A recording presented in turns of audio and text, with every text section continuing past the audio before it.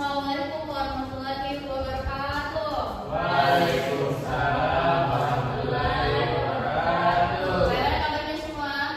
Alhamdulillah, Ibu. Sudah siap untuk mengikuti pelajaran pada hari ini? Siap, Bu. Oke, Ibu buka dulu pelajaran kita pada hari ini. Assalamualaikum warahmatullahi wabarakatuh. Waalaikumsalam warahmatullahi wabarakatuh. Alhamdulillah, alhamdulillah. Puji syukur kita panjatkan kehadirat Tuhan Yang Maha Esa, Allah Subhanahu Wa Taala, memberikan kesehatan, kesempatan sehingga dapat mengikuti pembelajaran bahasa Indonesia di pertemuan kali ini. Salawat serta salam kita kirimkan kepada junjungan dan besar Muhammad Sallallahu Alaihi Wasallam yang telah membawa kita dari alam kita menuju alam yang terang. Oke, selamat datang kembali anak-anakku sekalian di pertemuan kita pada mata pelajaran bahasa Indonesia yang untuk kalian kelas 6. Sebelum kita memulai pembelajaran kita pada hari ini, mari sama-sama kita mengawali dengan berdoa. Ibu yang pimpin doanya, berdoa dimulai. Selesai. Oke, sebelum itu Ibu akan mengabsen kalian siapa saja yang hadir di pertemuan kali ini.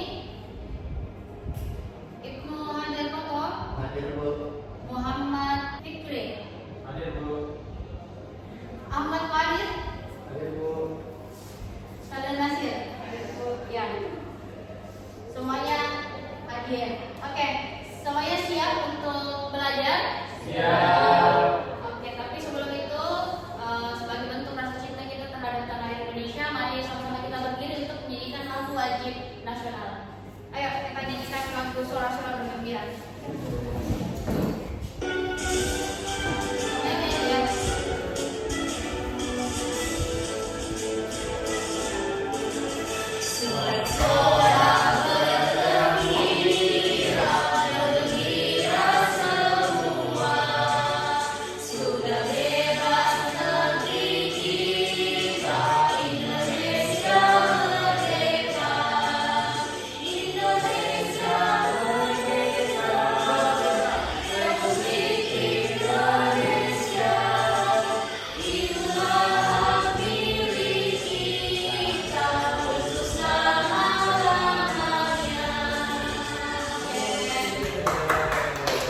Oke, sebelum duduk kita explaining dulu sebelum kita bahas materi yang akan kita pelajari hari ini.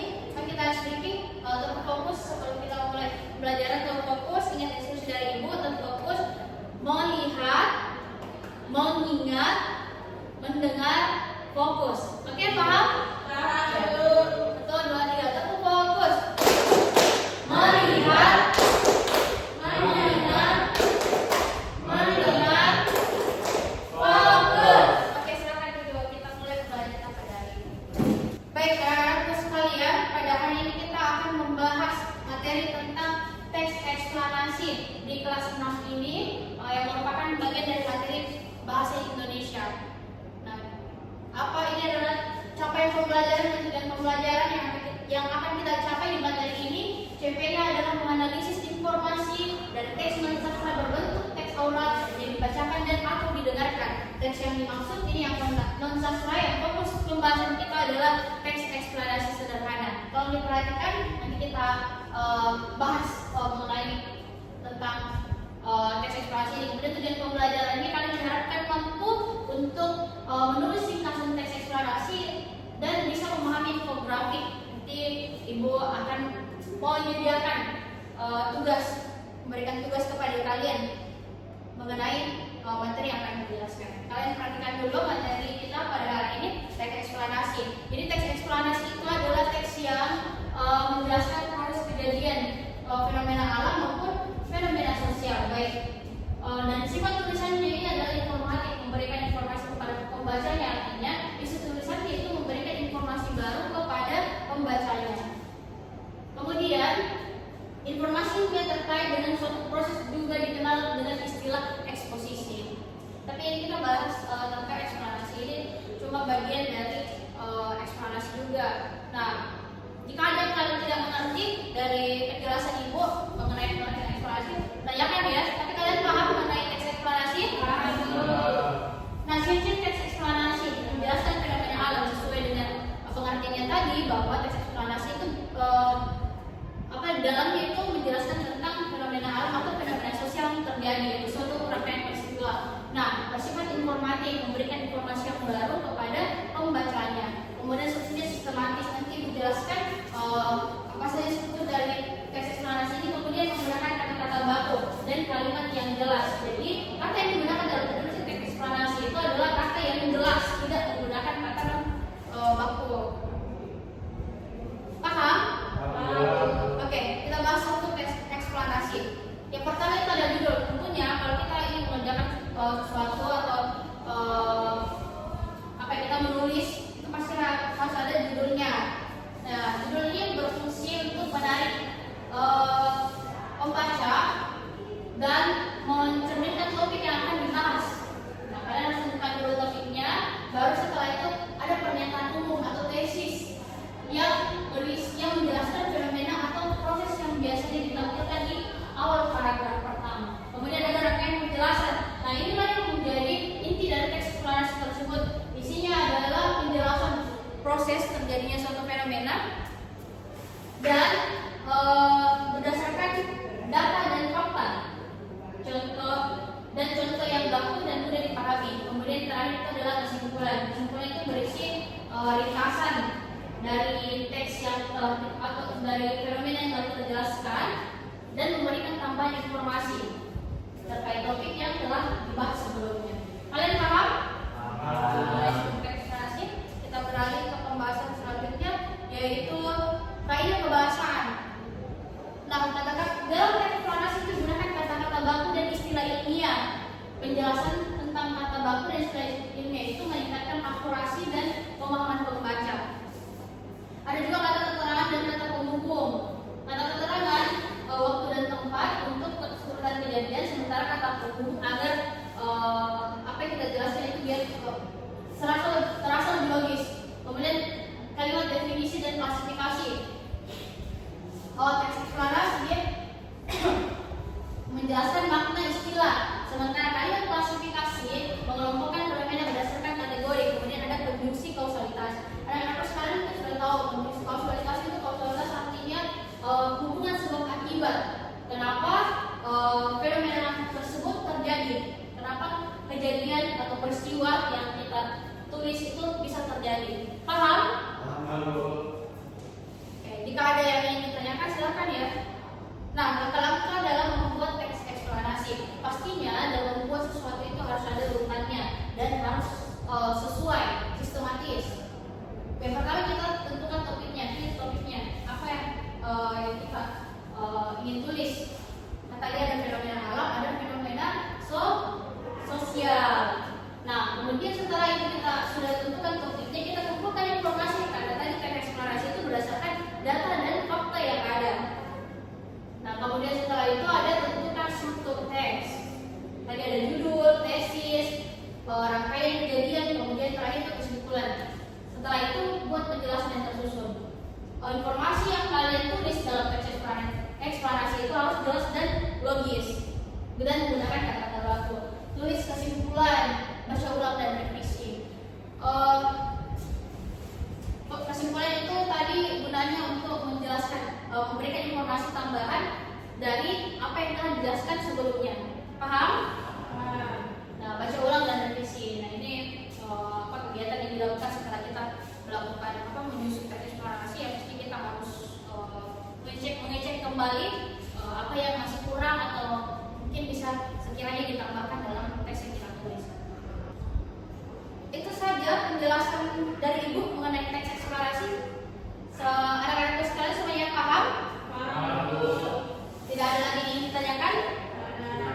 Oke, jika tidak ada, kita beralih ke kegiatan berikutnya. Ibu akan memberikan tugas kepada kalian. Tapi sebelum itu,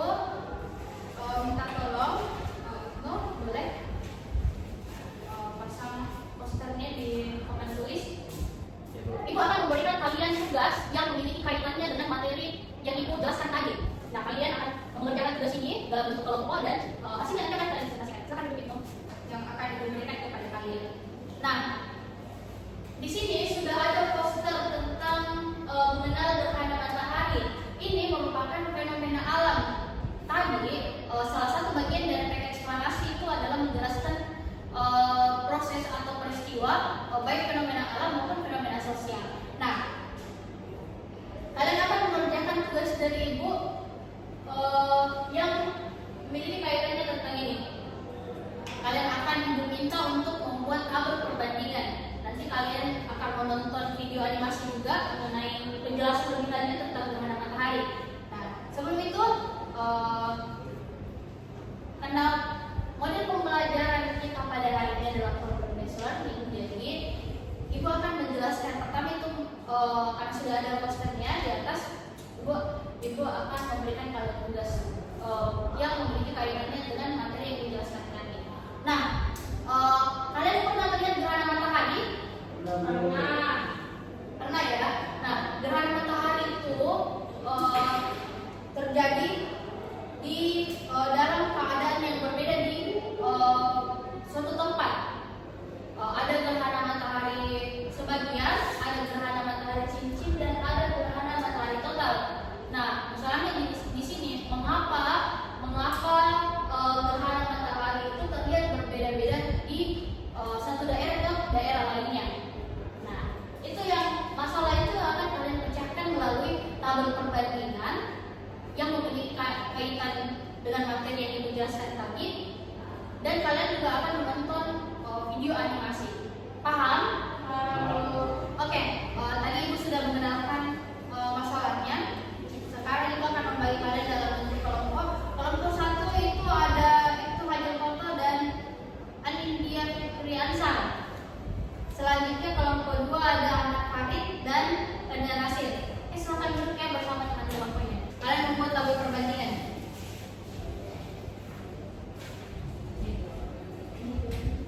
Kemudian ibu sudah membagikan lembar tugas masing-masing di setiap kelompok. Nanti kalian kerjakan dan jawab pertanyaan-pertanyaan yang ada yang sudah tersedia di tabel perbandingan. Kita nonton terlebih dahulu video animasinya.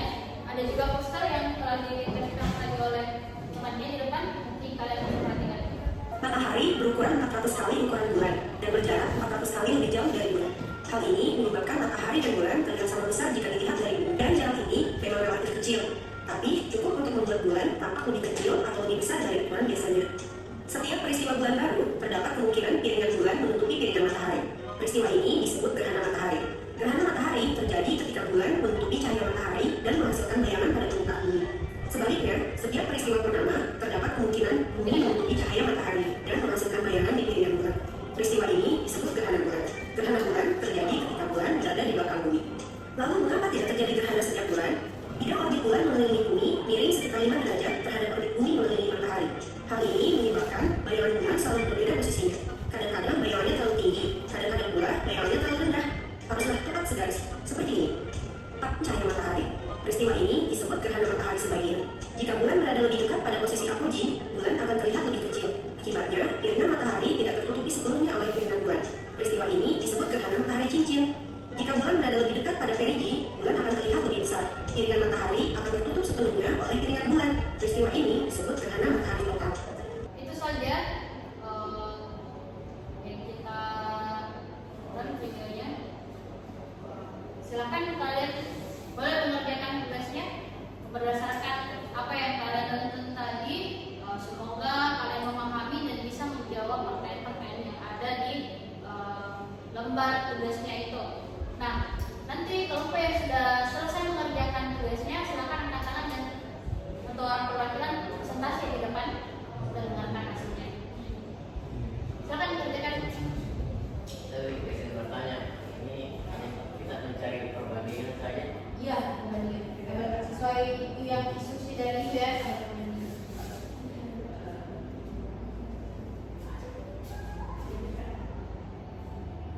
Nomor 1,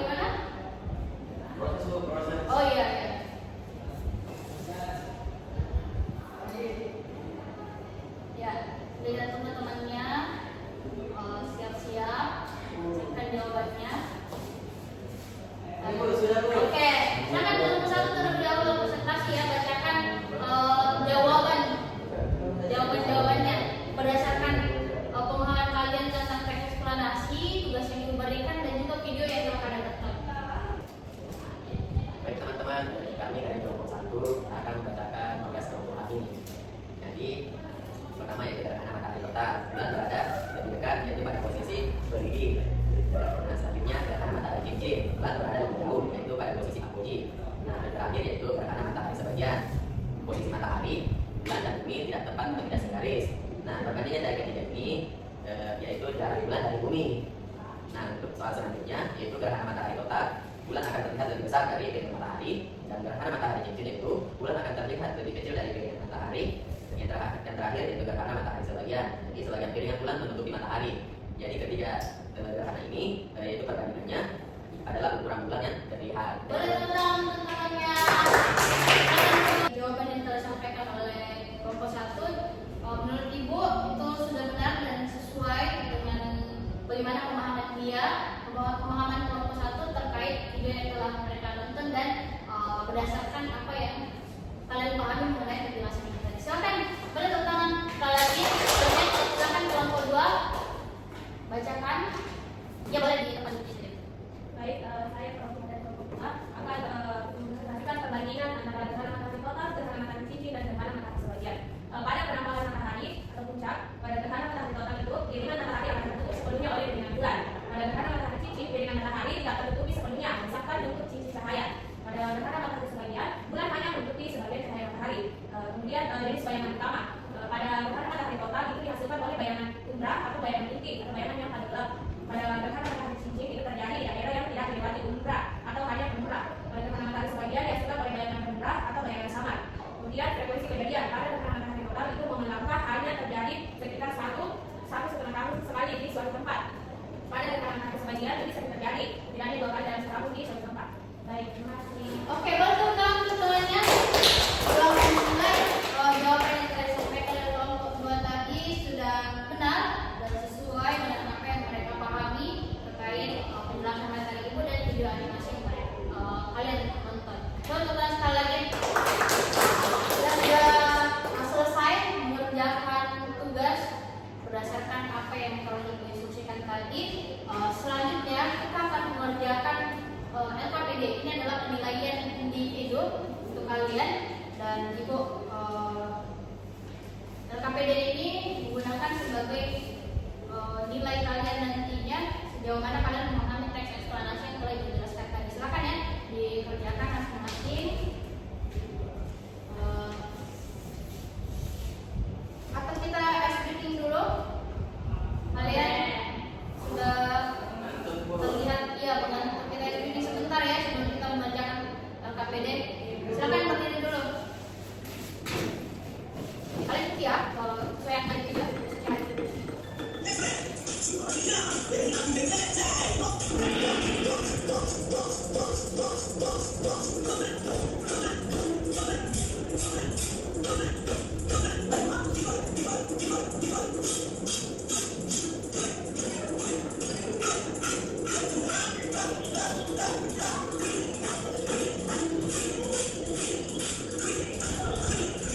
Oke, silakan dulu. Perlu kalian dulu.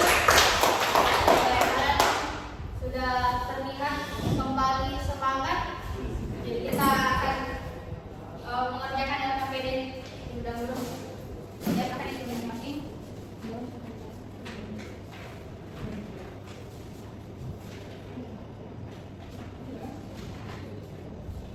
Itu sebentar aja tuh dikerjain karena kalian sudah paham betul apa itu teks eksplanasi. Oke, sudah? Hebat kalian. Cepat ya. Yang lain? Kalian sudah? Fikri sudah? Belum? Oh ya, sudah. Oke, boleh Fikri dulu yang bacakan ini jawaban dari apa yang dikerjakan. Oke. Untuk pernyataan yang pertama, nomor 1, teks eksplanasi bertujuan untuk menghibur pembaca. Jawabannya salah. Kemudian yang kedua, teks eksplanasi menjelaskan proses terjadinya suatu fenomena alam atau sosial. Jawabannya benar. Oke, setuju dengan jawaban Fikri? Setuju. Oke, boleh total untuk Fikri. Oke, Fani dulu ya, karena tadi Fani belum pernah depan ya, silakan.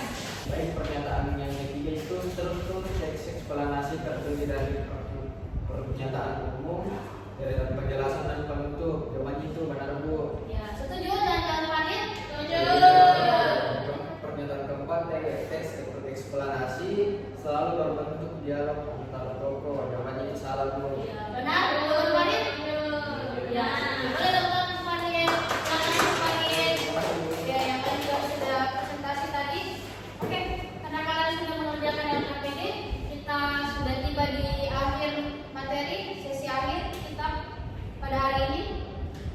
Jadi pembelajaran kita pada hari ini adalah mengenai teks eksplanasi. Ibu tadi sudah jelaskan mengenai pengertiannya, strukturnya, ciri-cirinya, bagaimana langkah-langkah membuat teks eksplanasi tersebut.